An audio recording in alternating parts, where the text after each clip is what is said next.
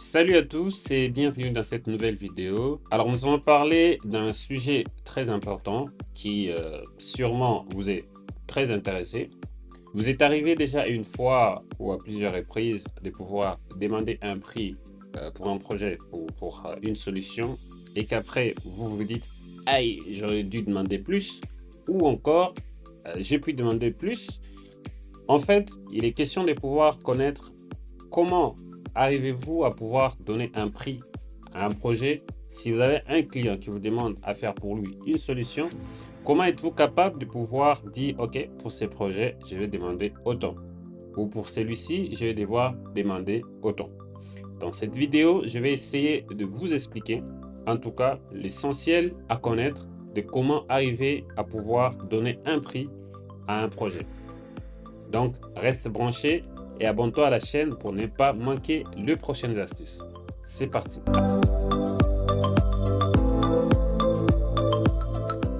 Avant de commencer, je m'appelle Jean-Claude Mbia, je suis fondateur de Let's Code et les community lead de Let's Code. Donc si cette vidéo plutôt a été réalisée, je vais faire cette vidéo pour répondre à des questions et à des suggestions, à des préoccupations des membres de la communauté. Donc si tu n'es pas encore dans la communauté, tu vas rejoindre en suivant les liens dans la description. Et c'est là qu'on répond aux questions, on répond à des préoccupations, des problèmes de bugs. On est là pour répondre. Alors, commençons par le premier point. Donc, je vais pouvoir diviser ces opérations en plusieurs points. Le premier point, il vous suffit tout d'abord de pouvoir bien obtenir un cahier des charges. Les clients vont devoir vous fournir un cahier des charges qui est bien conçu, qui contient bien sûr le besoin du client, il contient tous les aspects techniques et bien sûr, vous devez relever toutes les ressources nécessaires qui vont vous être utiles dans le projet.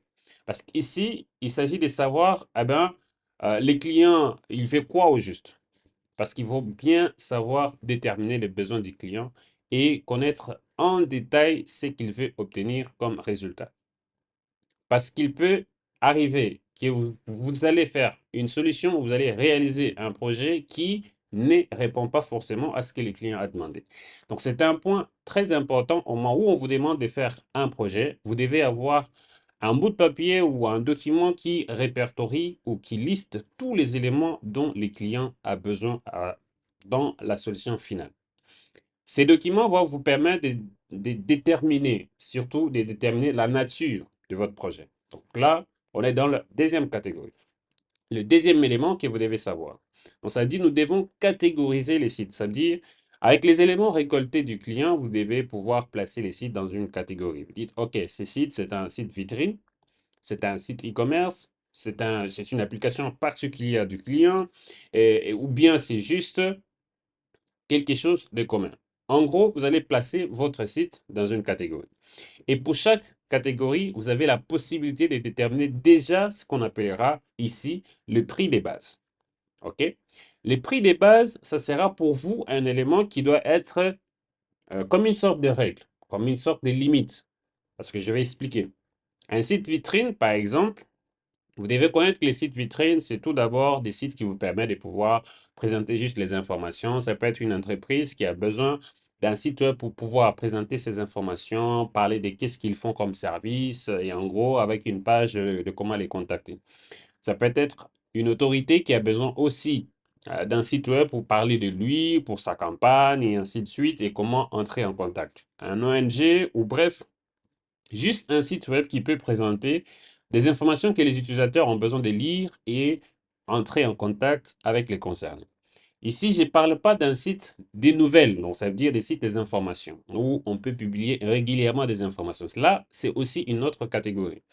Mais il peut s'avérer que une entreprise a besoin d'un site web et que dans ce site web, vous devez également présenter les actualités, c'est-à-dire là, dans ces cas, les clients veulent dire, OK, je veux bien un site vitrine, mais je veux avoir une rubrique où je peux pouvoir afficher des actualités ou des informations de manière un peu récurrente. Alors là, on sera dans l'autre cas où les clients demandent une fonctionnalité de plus, c'est ce qui doit être fait. Alors, avec les prix des bases, ça veut dire, vous savez que pour moi, les sites vitrines, je peux le taxer à autant. Donc, je vais dire 12 dollars. C'est un exemple. Parce que les sites vitrines, par exemple, une application mobile qui serait le plus simple possible, parce qu'on parle en tout cas des sites vitrines, des applications vitrines comme des applications les plus simples, il y a un prix qui doit être le prix limite. Donc, on ne peut pas faire un site web à 100 dollars, 150 dollars. Donc, il y a des prix quand même. Ok, il y a des prix limites. Vous avez donc votre prix des bases. Et ensuite, quand les clients disent j'ai besoin d'une telle fonctionnalité de plus, vous pouvez ajouter 50 dollars de plus, 100 dollars de plus. Tout cela dépend de la fonctionnalité. Mais n'allez pas trop loin. OK? Alors, on va voir un autre élément. Donc, si par exemple, c'est un site e-commerce, les sites e-commerce, c'est pour permettre à ce que les clients vont sur sa plateforme. Mais attention, nous avons plusieurs types de sites e-commerce. Ou c'est les clients qui veulent vendre ses produits sur la plateforme, ou les clients veulent que plusieurs personnes viennent vendre sur sa plateforme, ou les clients veulent qu'il y ait des histoires comme des fournisseurs qui vont pouvoir concocter des marchés, il y a des livreurs et tout. D'abord, vous avez votre prix de base concernant un site e-commerce parce que c'est standard. Donc, il y a d'abord la vente et l'achat des produits. Donc, un prix standard qui peut être tourné autour de 500, 600, 700, 800 dollars. Bref, il y a un prix standard. Et ensuite, vous devez déterminer la nature des fonctionnalités que l'utilisateur demande en plus. Si par exemple, un site e-commerce de manière standard, c'est-à-dire où les clients vendent ses produits et les gens peuvent commander sur sa plateforme, c'est les bases. Les clients disent, bon, voilà, je veux aussi ajouter la livraison des produits dans lesquels je vais devoir gérer les différents livreurs, dans lesquels je vais devoir gérer les différentes options, gérer les magasins, gérer les fournisseurs et tout ce qui va avec. Là, vous avez l'obligation de pouvoir lui dire, bon, voilà, je veux faire cela, mais attention, je vais juste ajouter un petit frais qui va vous permettre de pouvoir accéder à cela. Bon, parce que avec les différentes fonctionnalités que je vais ajouter, ça vous aidera bien sûr à pouvoir gagner en temps et en argent, bien sûr, avec la livraison de votre produit et ainsi de suite. Voilà. Et là, les clients, ils s'assurent, ils disent, bon, voilà, vous avez raison, je peux pouvoir accepter les prix supplémentaires. Parce que ne venez pas tout simplement dire au client qu'il doit ajouter de l'argent sans pouvoir les convaincre. Vous devez être très convaincant pour lui dire le pourquoi il doit ajouter de l'argent de plus sur la fonctionnalité que vous allez demander. Sinon, pourquoi cette fonctionnalité ne devrait pas être dans les fonctionnalités de base. OK? Donc, vous devez donner des raisons. Passons à un autre élément. Cette fois-ci, nous allons maintenant parler de la nature. OK? Je ne sais pas si je pointe au bon endroit. De la nature. On va parler de la nature du client. La nature du client, c'est un élément très important au moment où vous devez donner un prix à un projet. Même les prix de base va pouvoir devoir se jouer quand il s'agit d'un client différent. Ici, je parle plutôt des éléments qui constituent qui est le client. Vous devez le savoir, c'est qui les clients. Parce que quand il s'agit de votre oncle, les prix est différent. Quand il s'agit d'un ami, les prix est différent. Pour le même site, pour la même application, si c'est une organisation. Imagine, aujourd'hui, tu te trouves devant un ministre et te dit, ben, j'ai vu, tu as fait un site pour ton oncle, là, il vend de produits cosmétiques. Est-ce que tu peux faire pour moi aussi le même site parce que j'ai besoin que tu puisses présenter mes produits et services, plutôt que tu puisses présenter ma personnalité, ma campagne aux élections suivantes et ainsi de suite. C'est un ministre. Alors là, tu vas pas dire, ben voilà, j'ai fait ici à 100 dollars, monsieur. Mais c'est quoi cette histoire? OK? Alors, tu vas devoir cela jouer avec la personnalité parce que les sites de la personne, non seulement tu vas le faire peut-être de la même façon, mais aussi tu vas devoir cela jouer en termes de sa personne parce que c'est tout de même un ministre. Les personnes qui vont consulter son site ne sont pas n'importe quelle personne, ça dit qu'il aura besoin de pouvoir atteindre des personnes très haut placées. Et cela va jouer sur la personne qui a conçu le site. C'est comme aujourd'hui Adidas qui vient et dit, bon voilà, j'ai besoin d'un site vitrine pour présenter notre nouveau basket. Ben, tu ne vas pas les taxer de la même façon que tu aurais fait pour ton oncle qui vient de fabriquer son nouveau jouet. OK? Donc là, les prix vont dépendre également de la nature du client, de la personnalité du client, Ça peut être une personnalité politique, ça peut être une organisation, ça peut être une entreprise. Et tout ça va devoir se la jouer sur la grandeur, la taille de ton client. Donc, si c'est un client qui est capable de sortir des millions, alors tu dois jouer avec. Mais attention, ne va pas trop loin. Ne dépende pas autre. Voilà, je peux faire ceci de 5 000 dollars parce que tu as besoin d'argent. Non, monsieur le dev. Vas-y, mollo mollo, essaie d'analyser et savoir est-ce que les prix d'abord que je donne vaut la peine pour la solution que j'ai demandée. Si oui, d'accord, parce que si tu demandes beaucoup, les clients vont se dire, mais attention, attends un peu. C'est un site qu'on peut se trouver sur Internet à 500 dollars. Pourquoi toi, tu vas demander 5000 dollars?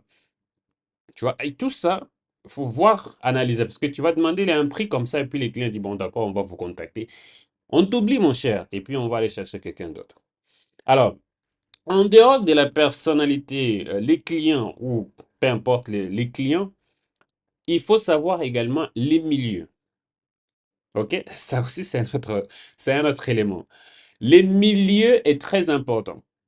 Si tu vis au village et que tu vois un ministre de votre village te demander de créer un site et que tu en as la compétence, c'est les prix que tu vas demander là, mon cher, c'est pas le même prix que tu demanderais pour un ministre quand tu seras en ville.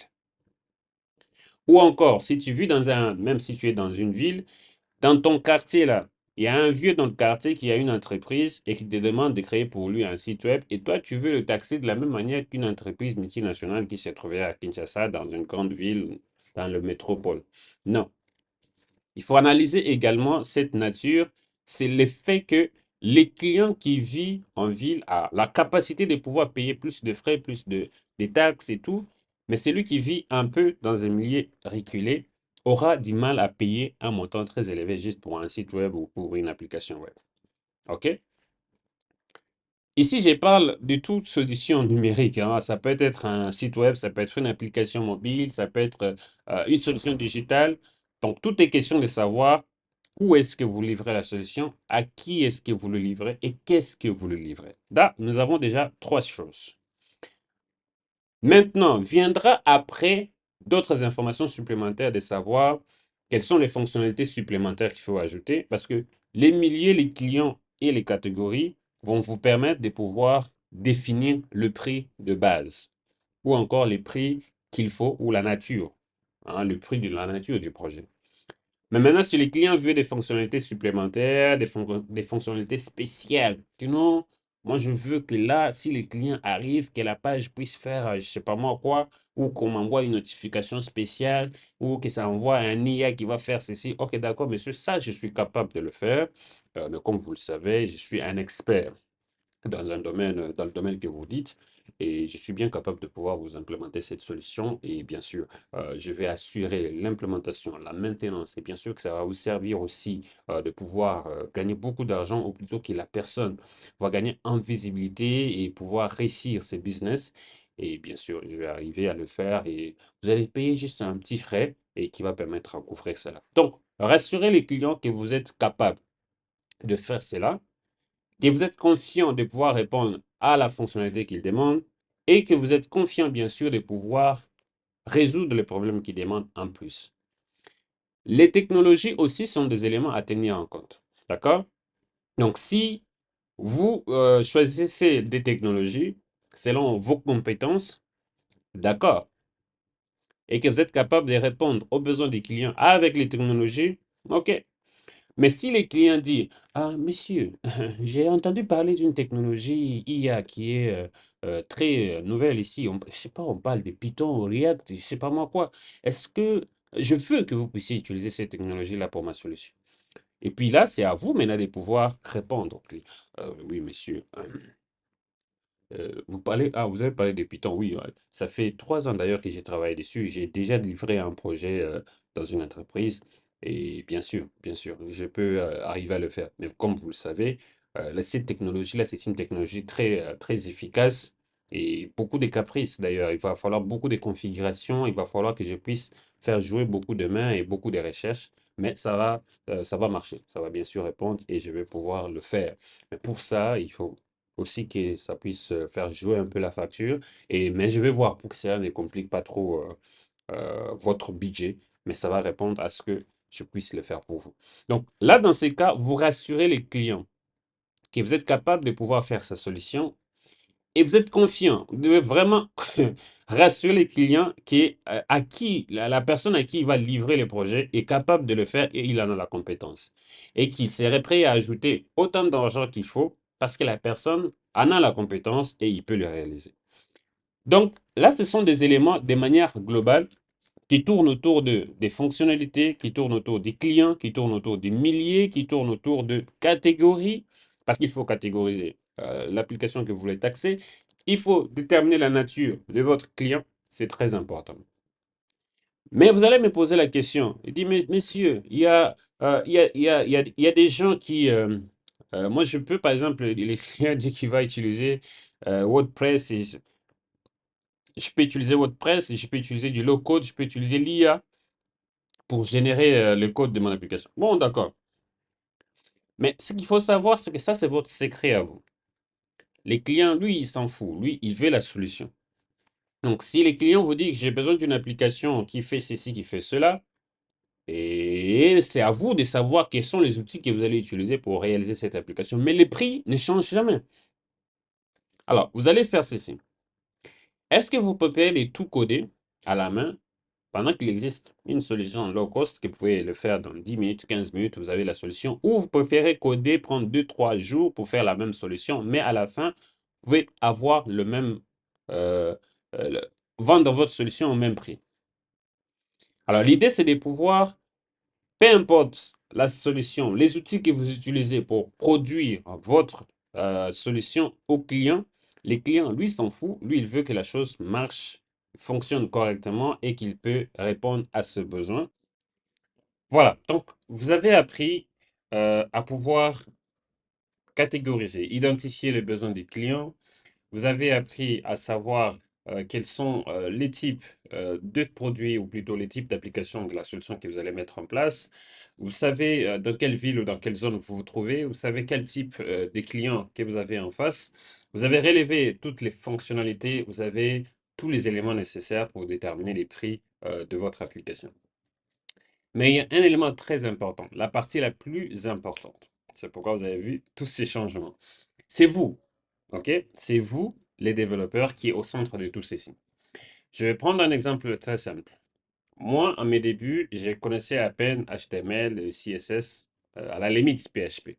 Donc, si je me trouve devant un client et qu'il fallait que je puisse donner un prix pour un projet qu'il va me demander, j'avais pas assez d'expérience. Alors, je vais pouvoir lui demander 100 dollars ou 200 dollars parce que je ne sais pas, en tout cas, je n'ai pas beaucoup d'expérience en ce qui est surtout savoir quelles sont les fonctionnalités qui vont me tomber dessus au moment où je vais commencer à développer.